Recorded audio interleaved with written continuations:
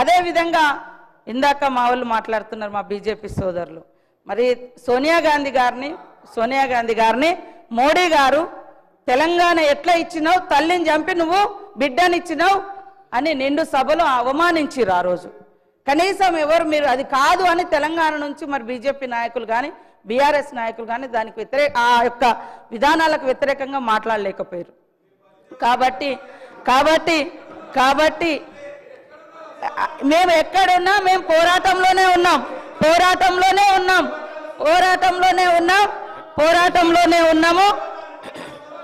1200 మందిని 1200 మంది అని ఆ రోజు కేసీఆర్ అని ఆయన అధికారానికి వచ్చినాక మళ్ళీ 400 మంది కుదించారు. కనీసం మీరైనా ఇవ్వలేదు.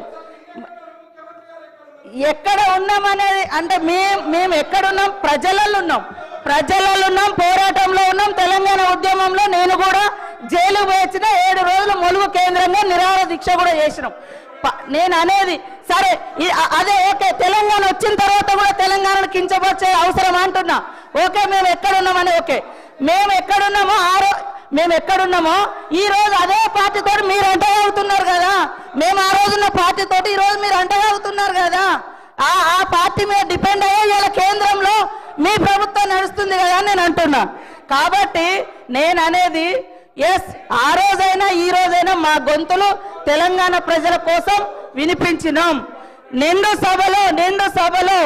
నిండు సభలో సోనియమ్మను పట్టుకొని కాంగ్రెస్ను పట్టుకొని మీరు తల్లిని చంపి తెలంగాణ ఇచ్చింది ఇది కరెక్ట్ కాదన్నప్పుడు ఇవాళ ఏం మాట్లాడుతున్నారు, ఈరోజు ఏం మాట్లాడుతున్నారు?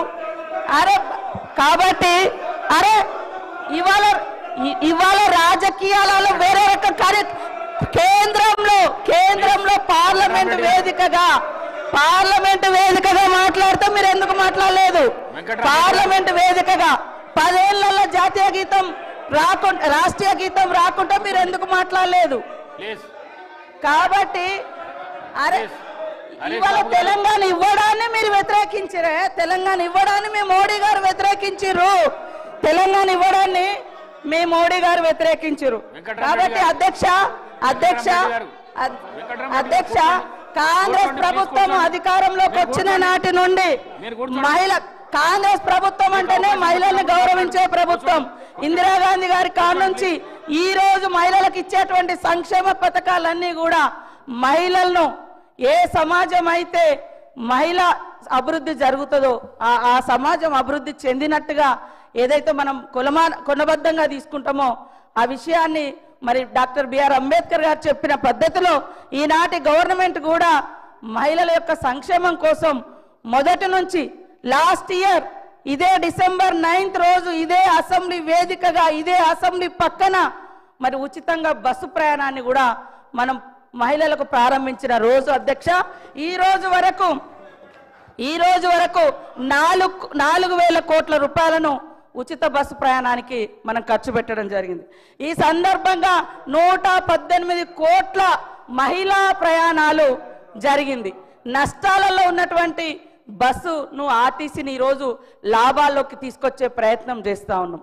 అదేవిధంగా గతంలో కాంగ్రెస్ ఉన్నప్పుడు దేశంలో 450-500 గ్యాస్ ఉంటే బీజేపీ వచ్చిన తర్వాత 1200 పెంచింది.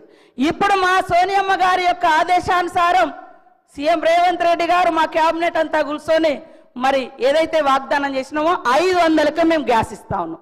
పేదింటి బిడ్డలకు కూడా గుడిసెలో వెలుగు నింపాలని ఉచితంగా 200 యూనిట్ల కరెంటు కూడా ఇస్తా ఉన్నాం. మీరు 10 ఏళ్లలో రైతులకు రుణమాఫీ చేయలేదు, తీసుకొస్తానన్నటువంటి బ్లాక్ మనీ తీసుకురాలేదు, 2 కోట్ల ఉద్యోగాలు ఇవ్వలేదు.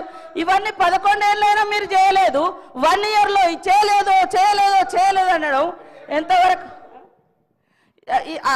ఇదంతా మాట్లాడము ఎంతవరకు కరెక్ట్ సార్? కాబట్టి ఇది విగ్రహానికి సంబంధించినటువంటి సభ, విగ్రహావిష్కరణ ఈరోజు జరుగుతున్నటువంటి సమావేశము.